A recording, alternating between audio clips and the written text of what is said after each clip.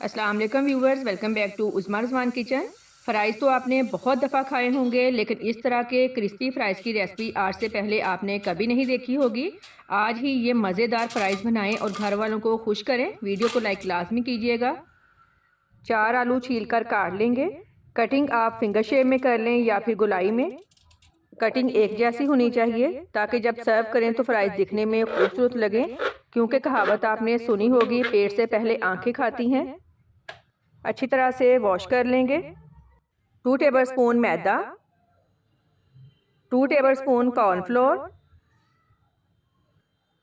1 teaspoon नमक, लाल मिर्च powder 1 teaspoon, chaat masala 1 teaspoon, chicken powder 1 teaspoon. ये ऑप्शनल है लेकिन इससे टेस्ट बहुत अच्छा आता है। जर्दा रंग 1 चुटकी, ये ऑप्शनल है, इससे कलर बहुत अच्छा आएगा। अच्छी तरह से मिक्स कर लेंगे। हल्का सा पानी ऐड करेंगे ताकि अच्छी तरह से मिक्स हो जाए। यहाँ मैं आपको एक टिप दे दूँ, फ्राइज़ को जब आपने फ्राई करना है, ऑयल अच्छी तरह से गर्म होना चाहिए। इस तरह फ्राइज़ क्रिस्पी बनेंगे और दूसरा ये कि फ़्राइज़ आपस में जुड़ेंगे भी नहीं।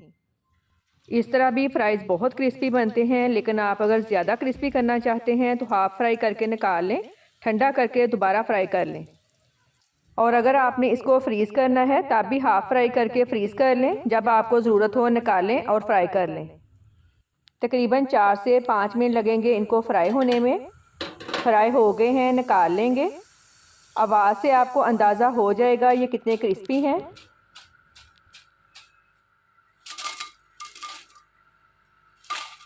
बहुत ही मज़े के सुपर क्रिस्पी फ्राइज़ रेडी हैं। कमेंट करके मुझे लाजमी बताइएगा कि आपने ये वाले फ़्राइज़ पहले कभी बनाए हैं। वीडियो अगर पसंद आई है तो लाइक कर दें। दुआओं में याद रखिएगा। आपके कीमती वक्त का बहुत बहुत शुक्रिया। अल्लाह हाफिज़।